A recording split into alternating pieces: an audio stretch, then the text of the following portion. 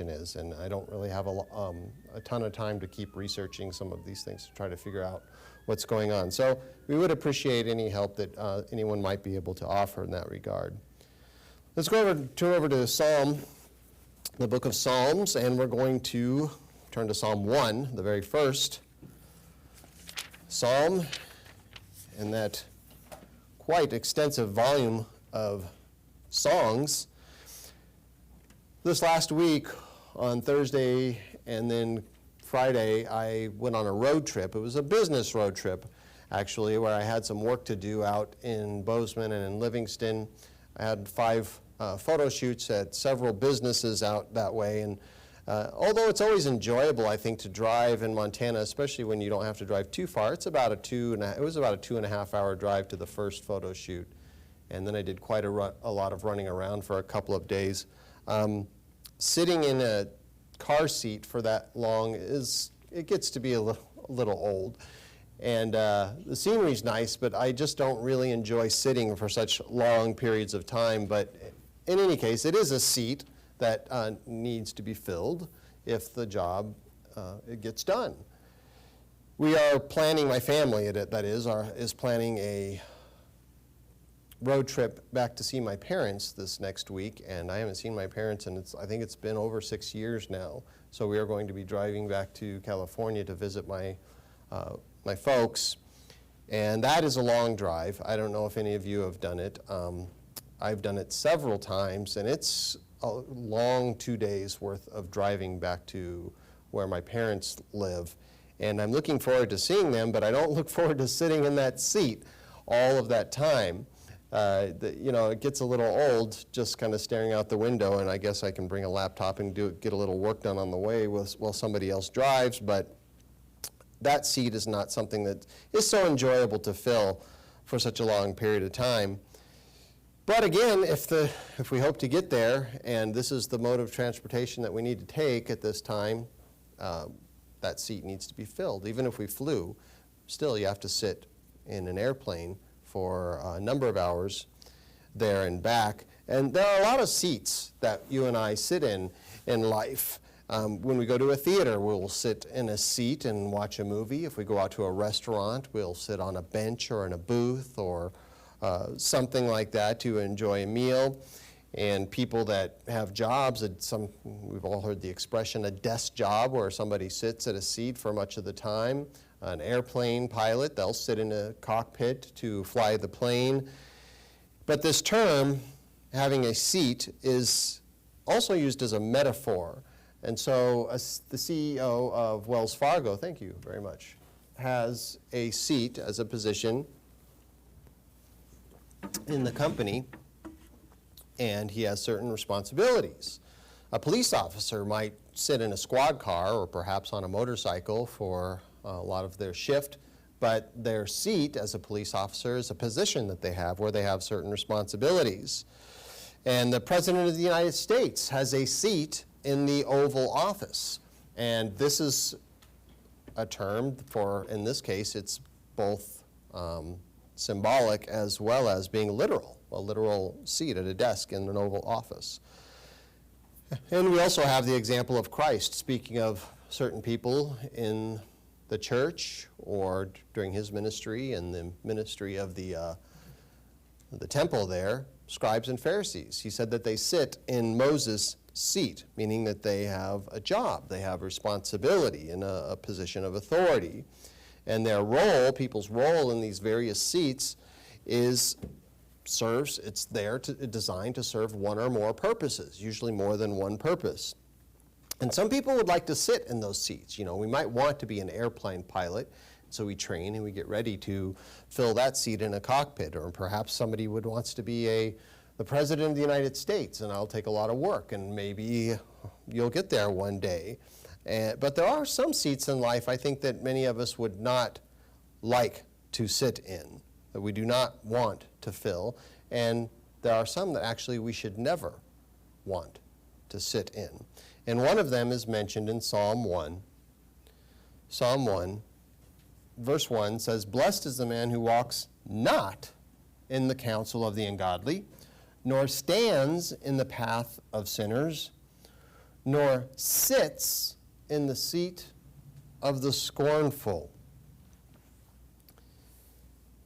And so it goes on, the next verse says, but his delight is in the law of the eternal, and in his law he meditates day and night. So this psalm briefly summarizes two different ways of life, two different types of behavior, two very different kind of habits that people have. One is the way of righteousness, and the other is considered a path of sinners. And there are metaphors used here, that such as walking not in the counsel of the ungodly, nor standing in the path of sinners, nor sitting in the seat of the scornful. So walking, standing, and sitting, they are all used in this psalm to describe ways that people behave, or perhaps do not behave. Walk is the Hebrew term halak, meaning to exercise, to behave, or to follow.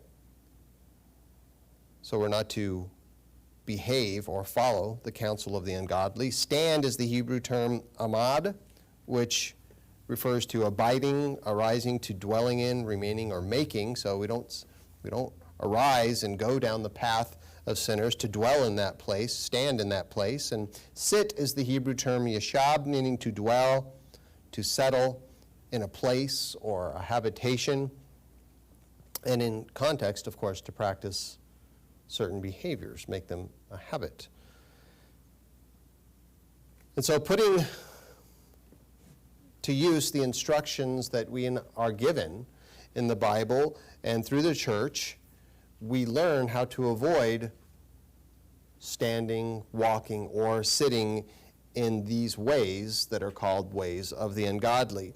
And as we mature, as we grow in grace and knowledge, we are to increase in our efforts, and we have more, ammunition, or perhaps armor, as Paul put it, to walk in the way of righteousness. Now, this is not something that just happens automatically. To grow in grace and knowledge, it's not like getting older, where when you're young, no matter what you do, you're going to get bigger, you get larger, your body parts grow. It's automatic. It's not the case when it comes to the way of righteousness. We are told to grow in those ways, and God will help us in our growth, but we actually have to make an effort to do this. Growing in grace does not mean that we're going to grow in unmerited pardon. You either have it or you don't. And frankly, none of God's pardons are unmerited. Only the righteous receive them. It doesn't mean that you grow in free gifts, divine gifts. Let's grow in those. No, growth in grace means to grow in God's influence on your heart, in your mind, and then God sees, how is that reflected in your life? How is my influence on you reflected in how you behave? That's what growing in grace means. And of course, knowledge, we don't automatically know how to build an engine. We don't automatically know how to crochet a pillow. We have to learn. It's something we have to practice and put to use, and then we grow in knowledge. And it's the same with God's way. In this growth, we learn not just what to do, but we learn what to avoid so that we don't walk in the path of sinners, stand in the way of the unrighteous, or sit in the seat of the scornful. And so as we grow in grace and knowledge, we learn what sin is. We learn various behaviors or attitudes that can fall into the category of sin. And when we discover those, we choose, we don't remain in those. We go say, well, we're going to move from that. We're going to stop doing that because it's not right. Now, the way of the righteous is to choose that path. It's not automatic. It's to choose that path when sin is realized. And the psalm bluntly says this. If you put in, read verse 6, go all the way down to verse 6 in this psalm, it's the last one. It says, for the eternal knows the way of the righteous, but the way of the ungodly shall perish. So it's two choices here. It's the two trees, once again. And it describes, in the beginning of this psalm, the epitome of the ungodly, the resting place of those who continually participate in sin, as the seat of the scornful. Now, it's talking about certain behaviors, but it kind of puts it into this category. Now, seat is the Hebrew word mashab, and it refers to an abode, a place, or a situation. And so to sit in this seat of the scornful means to make it a regular place, a regular situation that we find ourselves, something that's regularly visited by us. It's a habitation. It becomes a habit of scorn, to mock, to deride, and to scoff. And it doesn't mean that, well, as long as we don't do it all the time, it's okay. No, I'm just saying that's what being in that seat means. There you are. Well, there you are again. You know, it doesn't matter how many times you do it. We don't want to find ourselves in that seat. And so mockery, in this way, it's fruit of contempt. And derision is something that it's not a place where you and I want to find ourselves. We don't want to be in this position. So the psalm, beginning this volume of music here, of lyrics, it tells us to don't take counsel with the ways of the ungodly. Don't put yourself in that position. Don't stand in that path. Stay away from it. And we're seeing, you and I are, the reason I bring this up is because you and I are seeing more and more of this today. More and more people standing in the path of sinners, walking in the way of the ungodly, sitting in the seat of the scornful, mocking those people who we would consider to be more conservative, or people that might have more biblically based values. People are mocking them and deriding God left and right today. Insult and disrespect for people that are not like-minded to many that we might put into the category of the liberal agenda. It's something very, very common today. And we see it all the time. Obviously in social media it's rampant, but we see it frequently also in the news outlets. And I don't know if you can even call it news anymore, although I think there are still some stories, and whether it's CNN or MSNBC or some of these other sources, there are still some stories that are news there, but it's widely become, as we have discussed in the past, propaganda, as they have an agenda to push forward. And yet they call it journalism, they call it news, and people are becoming more and more brazen or bold in their attempts and in their efforts. I've seen video of left-wing screaming fanatics hurling expletives at others in the street, in a restaurant, walking by in a crowd, just yelling and spitting on people sitting in cafes. I've seen older people that have been pushed and shoved and having their possessions ripped out of their arms by much younger people, whether it be teenagers or young adults who are much stronger than they are, clad in black, of course, so they can't be seen doing such terrible things. You don't know who they are.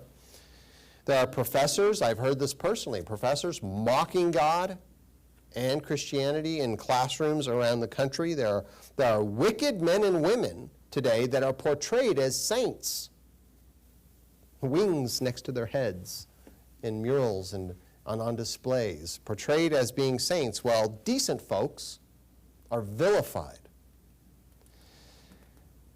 And I've even heard recently that some have begun to consider belief in God to be a mental illness. Let's go over to Psalm 52. Psalm 52. It's no secret, you and I are well aware of heroes in movies and on the television programs. The heroes of these shows are people who break laws, they cuss, they engage in promiscuous behavior and other ill activity. Video games have taken virtual violence to outrageous levels, and it seems like the more graphic, the more intense, the more popular they are. Music has been for decades now been used to glorify immoral behavior, and people dance and rock out to the disdain of God, and they love it. They love it. People are thoroughly enjoying this today. And it's nothing new, actually. It's perhaps being taken to new levels, but it's nothing new. If you'd look at Psalm 52 and let's read verses 2 through 4. It says that your tongue, speaking of the wicked, your tongue devises destruction, like a sharp razor working deceitfully. You love evil more than good, lying rather than speaking righteousness. And you love all devouring words, you deceitful tongue. But God shall likewise destroy you forever. So the evil of today is perhaps nothing new, but what is different about it is that it is increasing on dramatic levels. It's increasing in its frequency, it's perhaps increasing in its intensity, and it's hard to avoid being confronted or being in the midst of it. It's beginning to dominate this country, and it's beginning to dominate much of the world. And even the once tame and, as my girls were growing up, a very enjoyable television network, Nickelodeon, which is a kids channel, they have jumped on this, what they call woke bandwagon. Nick Jr., which is designed, it's I guess a subsidiary, or it's a part of Nickelodeon. They have two channels. They have Nickelodeon and they have Nick Jr. And Nick Jr. is designed mostly for young kids, anywhere from like 2 to 10, something like that. But they released a cartoon in the program called Blue's Clues. Now, I don't know if any of you remember that. Some of you, Mia, you might remember Blue's Clues. It was cute. It was a cute little show. Well, they recently released a cartoon on the Blue's Clues program, and this is a cartoon that's designed for ages 2 to 5. And this cartoon that they put into Blue's Clues depicts a drag queen that is singing a happy-go-lucky song about lesbian, queer, and bisexual people and how proud they are to love each other. Now, in this cartoon, there is also a transsexual beaver that has scars on its chest as a result of a post-operative sex change operation. And this beaver is happily going along with everything, and look how wonderful and how happy everybody is. In addition to this, there was something else I forgot. Let me see, what is it? Maybe that was it for Nickelodeon or Nick Jr. I seem to be missing a page here. There it is. Oh, yeah. Oh, yeah. So Nickelodeon, and I don't know if anybody is familiar with the animated program Rugrats. It's been around for a long time. They're doing a reboot of Rugrats. And in this reboot, they're going to be introducing a new character, which is in a group of families. As most of you know, the Rugrats is primarily about a bunch of kids that are all part of different families and how they get together and play and have fun. But one of the families now is going to have a single mom who is a lesbian. So last year, Nickelodeon began some of this by announcing, and again, this was just an insinuation. They implied that their star character on their star show, SpongeBob SquarePants, which is about sea creatures, that SpongeBob, supposedly they were insinuating that SpongeBob was a homosexual. And the reason, they can't say that he is because there's not a single episode that gives any indication, but he's a sponge. And he's square, and he kind of does silly things, but he's obviously a young sponge, a boy, wears pants. And in any case, he's never seen like having fondness for a female sponge. So, hey, let's just kind of say he's homo. So you see where they're going in this. But what they're doing is they are teaching children to love evil. Love it. bask in it, enjoy it. It's fun. Proverbs chapter 1, Proverbs 1.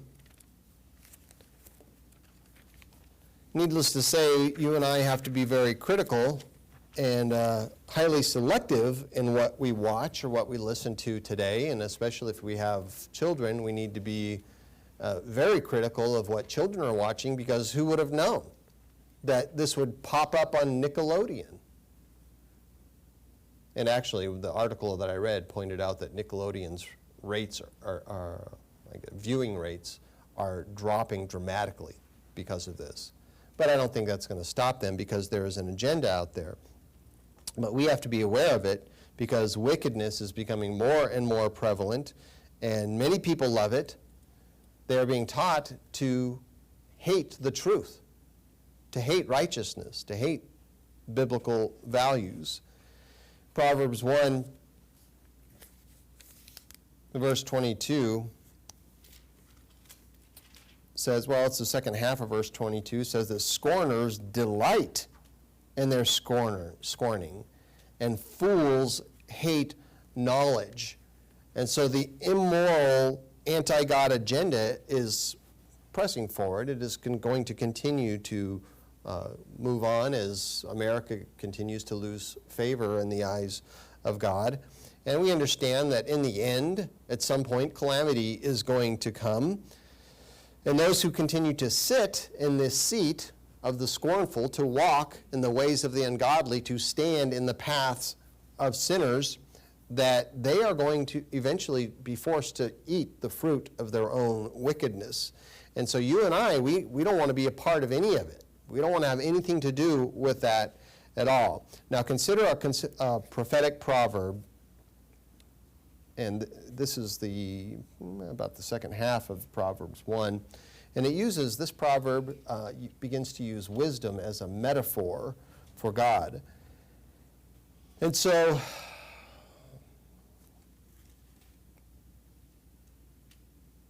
let's go ahead and begin reading at verse 20. Wisdom calls aloud outside. She raises her voice in the open squares. She cries out in the chief concourses. At the openings of the gates in the city, she speaks her words. How long, you simple ones, will you love simplicity? For scorners delight in their scorning, and fools hate knowledge. Turn at my rebuke. Surely I will pour out my spirit on you. And you can see how wisdom turns to being used to express the position of God. I will pour out my spirit on you. I will make my words known to you, because I have called you and you refused, though. I have stretched out my hand and no one regarded. Because you disdained all my counsel and would have none of my rebuke, I also will laugh at your calamity. I will mock when your terror comes. When your terror comes like a storm and your destruction comes like a whirlwind, when distress and anguish come upon you, then they will call on me, but I will not answer. This deathbed repentance here. They will seek me diligently, but they will not find me. Because, why? Well, they hated knowledge. They did not choose the fear of the eternal. They would have none of my counsel, and they despised my every rebuke. And therefore they shall eat the fruit of their own way, and be filled to the full with their own fancies. For the turning away of the simple will slay them, and the complacency of fools will destroy them. But whoever listens to me, to God, to wisdom, will dwell safely, and will be secure, without fear of evil. And so we see then that this seat of the scornful obviously is a place we don't want to be in. And this seat, it really denotes, when you put it in the context of what we had read and also the Psalm 1, it denotes a determined level, or if you let me put it that way, of wickedness or a depraved character. And it's going to be met, as the prophetic proverb points out, it's going to be met with shock and awe. And frankly, that's because this is the only thing that is going to cause people to respond. So you can't debate with the scornful when it gets to that degree. There's no reasoning with Antifa. They're not open for debate. You can't try to have a constructive conversation with the woke movement or those of the cancel culture. They don't welcome it. They don't want it at all. I've seen people try to talk to them, and they just shut them right down. They say, I don't want to hear it. I don't want to hear what you have to say at all. And they just keep pushing forward with their dialogue. And in this way, the dialogue of the scornful, it's really just one way. It just goes one way. They don't want any feedback because their hearts are set to do evil. Proverbs 9, in scorn, has, I think, never been more prevalent than it is on social media platforms. Many will try to use and have tried to use social media to convince others of something that is wrong, that their views are wrong, and you have to believe the way I believe and think how I think. Well, I've yet to see anyone on social media that changed their mind about something after reading a post or looking at a meme. This has never, I'd like to see it because I have not seen it happen even once. I mean, and you're never going to find someone that's going to say, well, I used to not believe in God, but after I read your post, I thought, there's really something to that. I think I believe in God now. You really changed my mind. I'm going to start keeping the commandments. They already have their mind made up. And the reason they go on social media is to try to spread their own. Here's what I think, and here's why everybody else should think the way I do. I mean, you're not going to find somebody that says, I was really against abortion. It's just wrong. But after I read that post you wrote about women's rights, and I thought, right on, you're right. Let's go get one. I'm on board with abortion now. It's not going to happen. Sometimes, I know, though, we get on social media and we just want to share things with other people, and perhaps we want to just share things with people of like mind. Hopefully, it's kind of preaching to the choir in some ways when we just share, here's something I read, maybe. I know you agree about this, maybe you should take a look at it. It's a little helpful. But what we do see a lot of in social media, and if you've spent any time, and I don't recommend doing it, though, but if you've spent any time engaging in some of these conversations in social media, we see a lot of cursing, of insults, of derision, scorn. There are many, many seats of scornful throughout the social media platforms. We don't see a lot of constructive criticism or helpful debate. It's vastly filled, Facebook and Twitter is vastly filled with hate speech. And it's vastly against the people that have, biblical values. People, they would say the people on the right. And even though we don't vote, people would put us in that category simply because we have conservative values. And so my point is, I wouldn't really waste my time trying to convince other people on social media that they're wrong about something, surfing Twitter or Facebook. Those platforms are really not where we want to go. And I speak from experience because I have engaged in some of these conversations in the past, and perhaps I kind of feel compelled since I'm ordained. I felt like, well, this is a place where perhaps I can help some people to understand what's going on, but never once was it met by somebody who disagreed with me and then said, oh yeah, you're right. Not a single time. All you would get is people that already agreed going, yeah, right on, and then the people that disagreed would just get even more angry and even throwing more curse words out or insults. In Proverbs 9 talks about this in verse 7, where it says, he who corrects a scoffer gets shame for himself. In other words, he who corrects one who sits in the seat of the scornful, well, you're going to get some more abuse.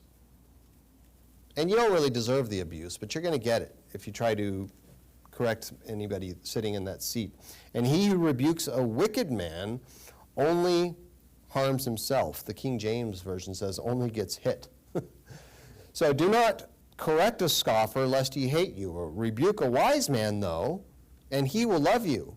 Yeah, give instruction to a wise man, somebody who is seeking wisdom and truth, and he'll accept it. He'll still be wiser. Teach a just man, and he will increase in learning. In the fear of the eternal, this is the beginning of wisdom, and knowledge of the Holy One is understanding.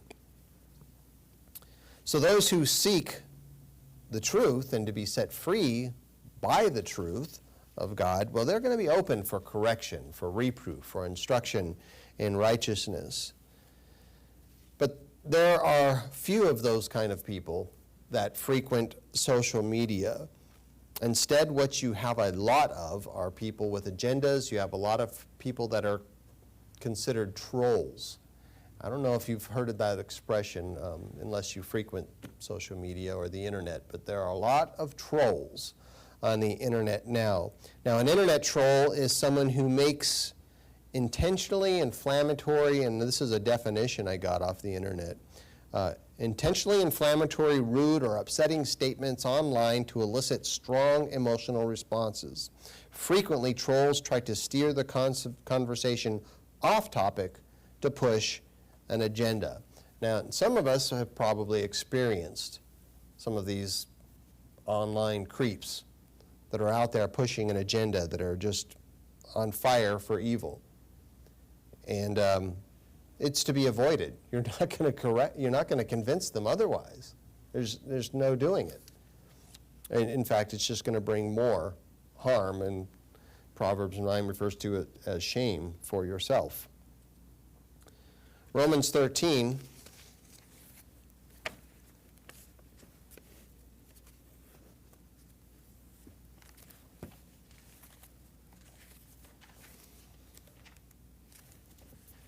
the scornful,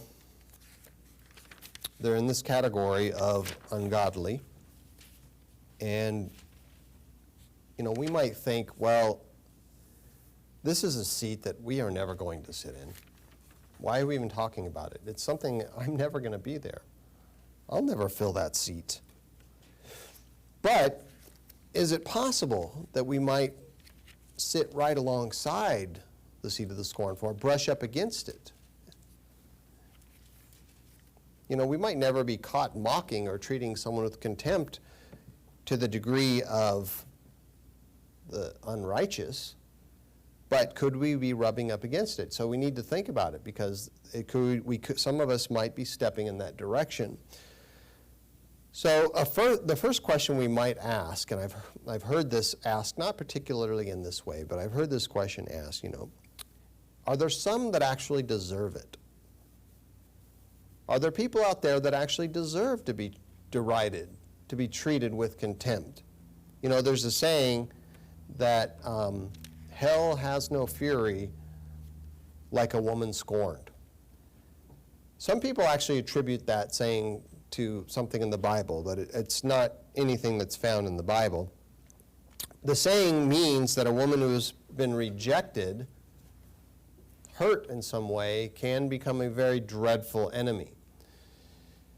But rejection, it's not limited to scorn in that regard. Scorn, on the other hand, that takes rejection to another level.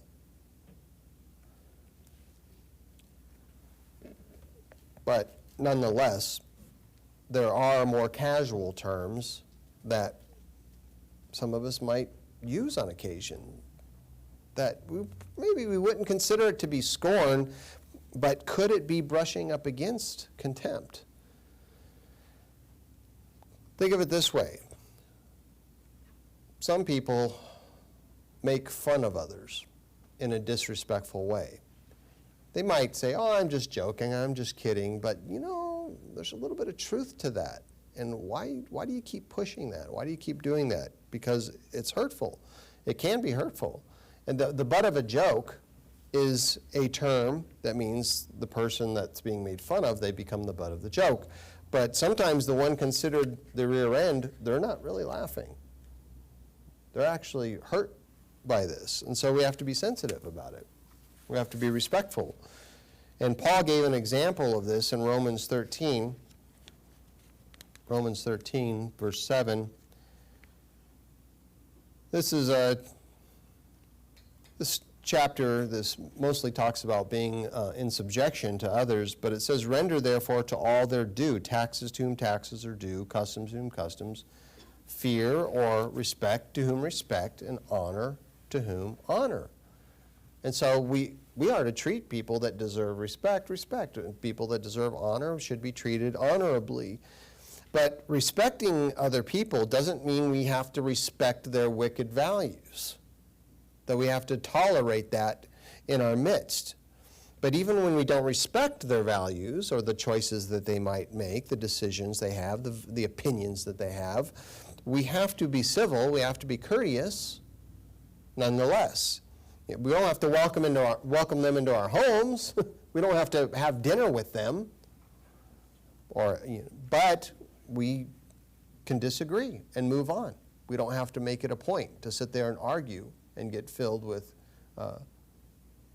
frustration, because frustration is just a step towards hatred, which is a step towards contempt. So we can just disagree, we can move on, we can politely excuse ourselves from the conversation, we can walk away from it if need be. We don't have to make everything our fight. Matthew 23.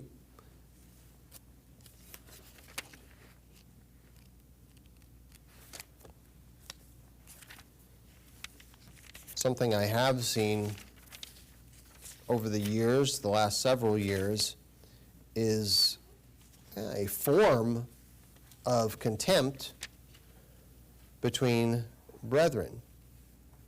I have heard people call each other names from the pulpit.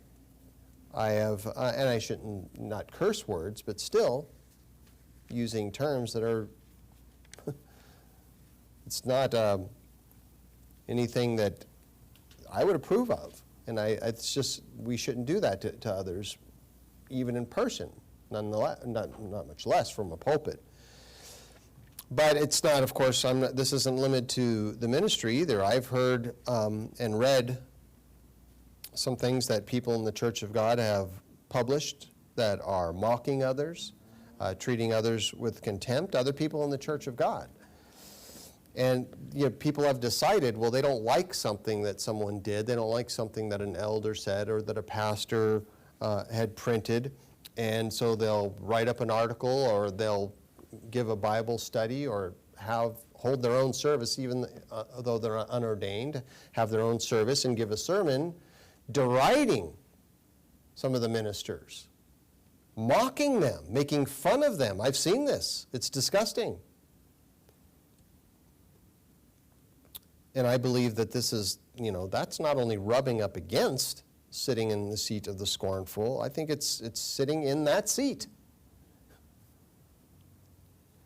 Now, an excuse some might try to use is to say, well, Christ called the scribes and Pharisees hypocrites to their face, trying to justify their behavior. But guess what? We are not Christ. I think Christ is allowed to do that. He is the ultimate authority of the universe. Us, not so much. So let's not use that as an excuse. Christ had all the more authority than all the prophets and elders combined. And Christ also said this in Matthew 23,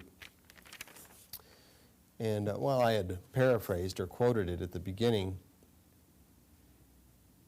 Jesus spoke to the multitudes and his disciples, saying, "The scribes and the Pharisees sit in Moses' seat. Therefore, whatever they tell you to observe, that observe and do. But do not according to their works, for they say and do not do. They bind heavy burdens hard to bear and lay them on men's shoulders, but they themselves will not move them with one of their fingers." So he was telling people that they are in positions of authority, and therefore follow that authority. God ordained those positions, and we have to follow it. Of course, if it disagrees with the Word of God, you don't have to follow it. And that's why he said, Don't do as they do. Don't misjudge people. Don't mistreat people. So we don't have to obey any minister in the church that tells us to do something that doesn't match the Scriptures. But we do have to treat people, and not just ministers, but people in the church with respect, whether they agree with us or not.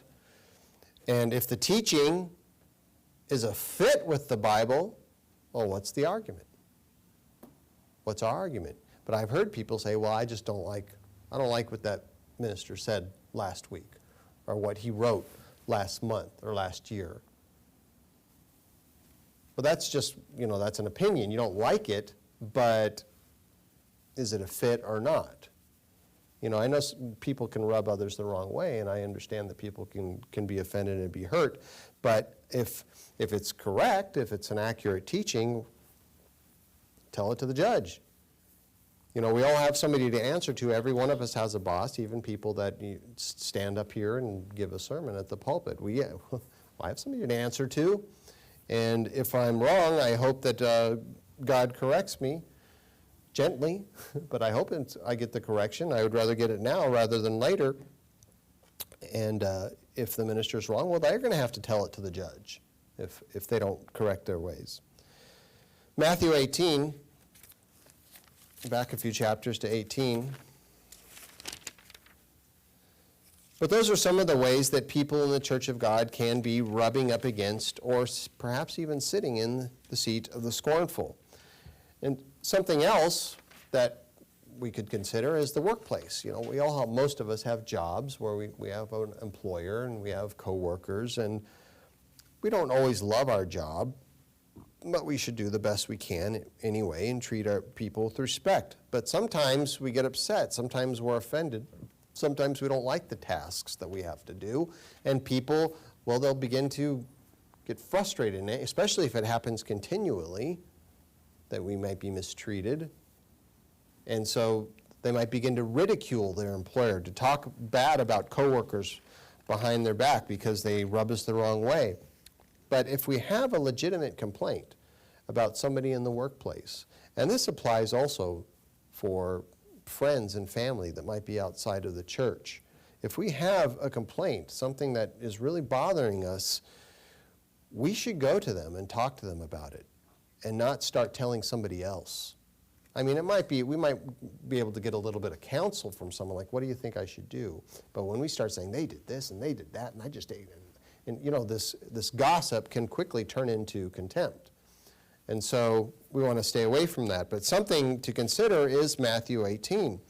Now, Matthew 18, these steps to reconcile offenses between brethren, this is primarily written to people in the church, especially when we look at step 3. There's 3 steps to reconciliation. Usually the first one works every time. If it doesn't, the second one almost always works. If you can't get past the second one, then there's the third one. But the first 2 are ones that actually can be used even outside the Church of God, even to people that are our friends or our neighbors or family that might not be a part of the body of Christ. And so consider in verse 15, it says, if a brother sins against you, go and tell him his fault between you and him alone. And if he hears you, if he's your friend, if they care about you, even if it's an employer, employers usually care about their employees, usually. I don't say in every case, but they usually do. If he hears you and you find a way to reconcile, well, you've gained your brother. But if he will not hear you, here's the second step. If he won't listen, take with you 1 or 2 witnesses, that by the mouth of 2 or 3 witnesses every word may be established. And so if the offender is a stranger, and if it's somebody that we meet online, if it's one of these trolls, this isn't going to work, okay? This really doesn't work with people. It starts off by saying if your brother sins against you or offends you. And so it's talking about people that are friends. And so this could be people at work, people at home, people are in your family, or people might live in your neighborhood. And of course, obviously this applies to people in church. Because if these two first steps don't work, then you go to the third step. If he refuses to hear them, then you take it to the church leadership, and you explain the case. There has to be a hearing, and the case is heard, and then a decision is made.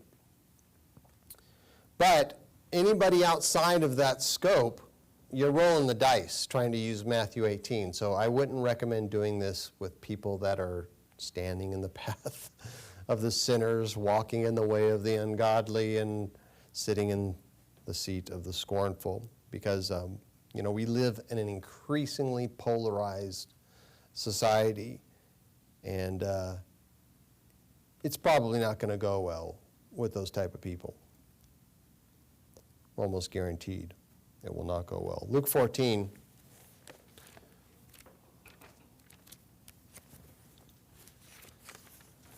And so, since we talked about family and friends, think about those people for a moment. People outside of the church of God, or perhaps they're even in the church. Do we treat any of them with disrespect on occasion? Are we talking about people behind their backs and kind of scoffing or making fun of something that they had done or an opinion that they might have? A few months back, actor Alec Baldwin came to Billings. And this man, he came to do some filming for a movie, and I don't know what it was about. It was some kind of action movie, I don't know. It's kind of unusual for people to come to our neck of the woods to do filming for a movie, especially an actor like Alec Baldwin. He's quite famous. But he was staying at the Northern Hotel, and he shared a story of something that happened to him while he was staying here. And he forgot, I guess, his most important charger for one of his devices, and so he called an Uber driver to come pick him up and take him down to Best Buy over here on King to get a new charger. And so I'm just going to read what he said. He said, "I'm headed to Best Buy, and as I'm driving, I say to this Uber driver, 'How far is the Best Buy?' The driver responded, 'It's about 15 minutes. I said, 'I'm visiting in town, and I don't really know this area. And we're in a pickup, by the way,' he said. And there's a pause, and the driver says, 'Are you here for that Alex Baldwin movie?' And I had my mask on and my glasses, and I go, 'Oh, no. I said, 'What's that?' And the driver said, 'I can't stand him.' And then he went on to say a few other choice things. And so we get to Best Buy, and I take off my mask, and I pick up my license, and I go, 'Hey, Keith, I want to show you something. I'm Alex Baldwin.' And he looked at me in the rearview mirror, and he goes, 'My God, you are Alex Baldwin.' I said, 'Keith, don't believe everything you read in the paper.' And so Keith was quite embarrassed by this situation, obviously. Here he is deriding Alec Baldwin, calling him Alex, and he doesn't even know him, and he's not even really sure of the situation. And if he weren't an Uber driver, this guy probably would have lost his job. But he certainly was very embarrassed by it. But the point is, the seat of the scornful is not only a place that is speaking out against God or against God's values. It can be contempt, it can be mockery or scoffing at anyone. And what it boils down to, I think, is humility. What kind of humility do we have? Luke 14, verses 8 through 11, when you're invited to anyone, boy, this doesn't look like the right place. Yeah, that's right. When you're invited by anyone to a wedding feast, do not sit down at the best place, lest one more honorable than you be invited by him. And he who invited you and him come and say, 'Give place to this man.' And then you begin to, with shame, to take the lowest place, kind of embarrassing there, being presumptuous. But when you are invited, go and sit down in the lowest place. And so that when he who invited you comes, he may say to you, 'Friend, go up to the higher.' And then you will have glory in the presence of those who sit at the table with you. For whoever exalts himself will be humbled, and he who humbles himself will be exalted. And so we see that this really, it comes down to a matter of being proud or having humility. And so our efforts should be placed in to see where can we sit with the humble. That's where we want to be, not with the scornful, because scorn obviously has no place with a Christian. And if we want to be exalted by God, we first need to learn to be abased right now. And so if you go back to Psalm 1, God has set members in the body and even in society as it pleases him. He is fulfilling his purpose. Daniel said that God sets up kings because we don't always understand why things are the way they are, but we know that God is in charge, and we should accept that, well, it's all being done according to his will, and be a little more, I hate to use the term, but comfortable with it. Not that we have to be comfortable with the increasing level of evil that's going on, but just be comforted in knowing that God's purpose is being fulfilled. And so he puts people in positions of authority, even in our workplace, our boss or our coworker. We don't know. God may have put them there for a reason, so that we can learn something, so that something that maybe has nothing to do with us, something else is being worked out. And there are many seats to sit in this life, whether it's a company manager, a foreman on a job site, instructors or elders, husbands, wives, students. These are all positions, seats that people have. And there's a purpose being worked out in all of this. No matter how crazy things might seem to be getting, God is not going to forsake us if we don't forsake God. So we might get rubbed the wrong way in a job, or perhaps even at church services. Hopefully not, but it can happen. People, perhaps they had a bad day. Let's be a little more forgiving of one another. Perhaps we get offended. Maybe we even get taken advantage of on occasion. But don't hang on to it. Don't let the frustration turn into fester. We got to move forward. We got to stay focused on what really is important, on the end goal. And so, don't be overly concerned with everything that's going on around us, with other people. Do the decisions of politicians, do we agree with everything that's going on in politics? Obviously not. But don't let them irk us to the point of scorn, where we show contempt for these people that are in positions of authority. At the end of the day, we might be annoyed, but don't get so irritated by it that we feel like, I need to give somebody an earful about this. Psalm 1, as I had stated in the beginning, it talks about two ways, the way of the righteous and the way of the ungodly. And it continues to say in verse 2, but his delight, the righteous, is in the law of the eternal. And in his law he meditates day and night. He shall be like a tree planted by the river's water, that brings forth fruit in its season, whose leaf also shall not wither. And whatever he does shall prosper. The ungodly are not so, but are like chaff, which the wind drives away.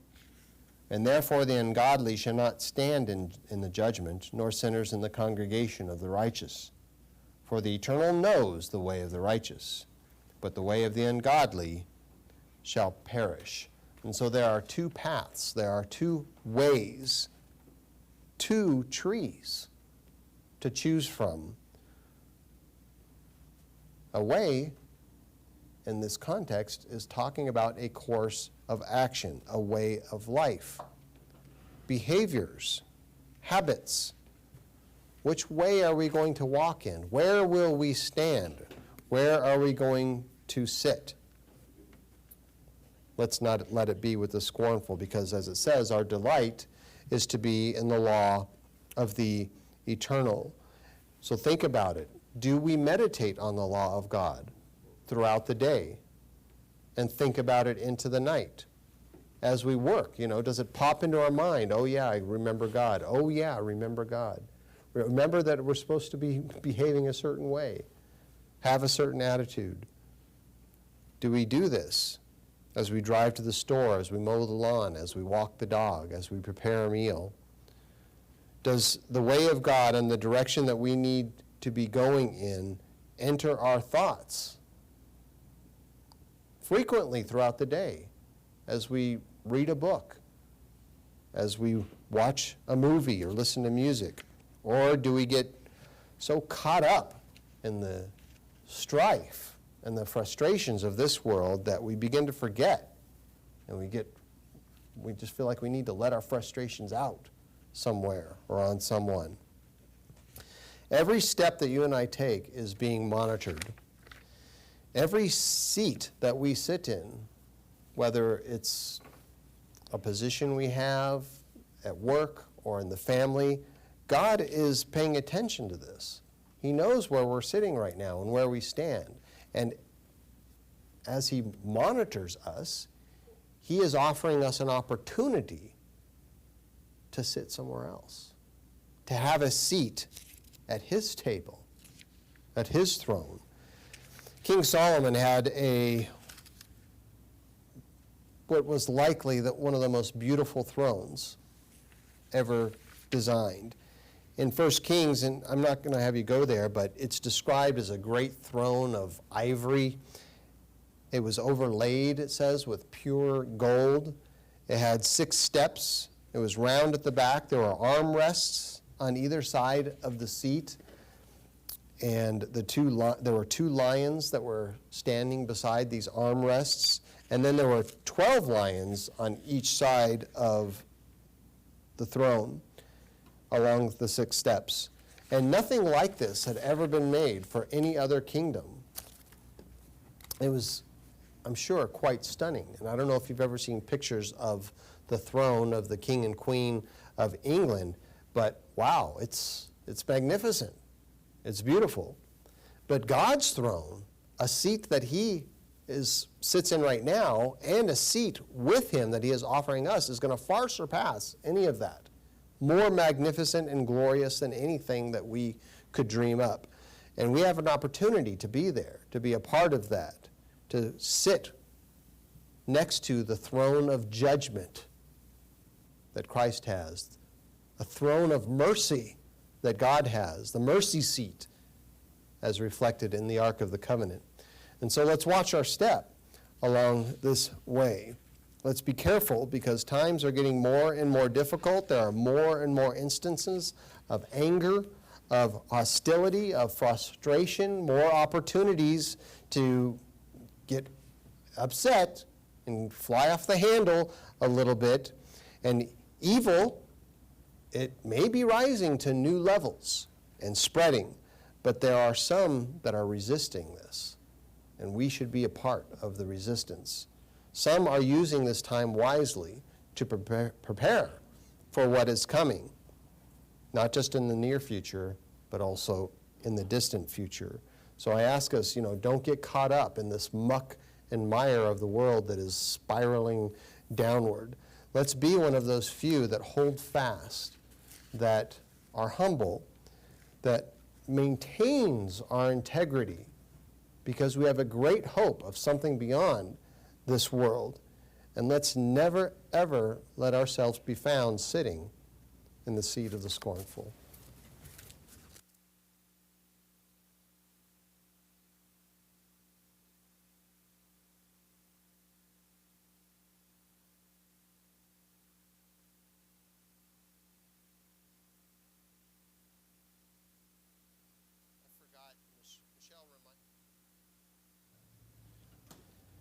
Okay, Michelle reminded me